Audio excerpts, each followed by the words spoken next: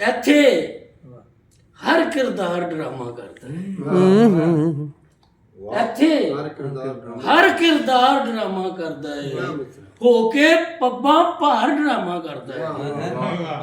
ਤੇ ਮੈਨੂੰ ਇਹ ਤਮਸੀਲ ਪੁਰਾਣੀ ਲੱਗਦੀ ਹੈ।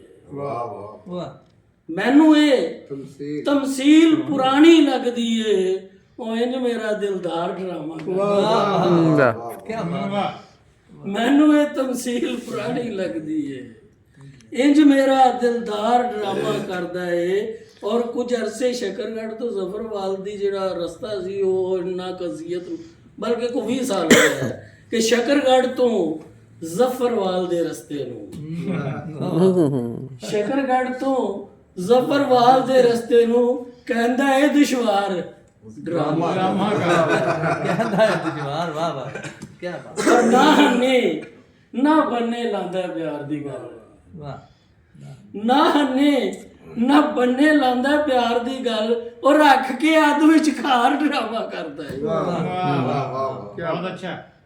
ਔਰ ਕੁਝ ਲੋਕੀ ਤੇ ਬਾਹਰ ਡਰਾਮਾ ਕਰਦੇ ਨੇ, ਕੁਝ ਲੋਕੀ ਤੇ ਬਾਹਰ ਡਰਾਮਾ ਕਰਦੇ ਨੇ, ਉਹ ਤੇ ਆਪਣੇ ਘਰ ਡਰਾਮਾ ਕਰਦਾ ਹੈ। ਕੀ ਬਾਤ। ਔਰ ਜਦ ਦਾ ਜੋਬਨ ਆਇਆ ਜ਼ਰਦ ਸਹਾਫਤ ਤੇ, ਜਦ ਦਾ ਜੋਬਨ ਆਇਆ ਜ਼ਰਦ ਸਹਾਫਤ ਤੇ ਹਰ ਕੌਮੀ ਅਖਬਾਰ ਡਰਾਮਾ ਕਰਦਾ ਹੈ।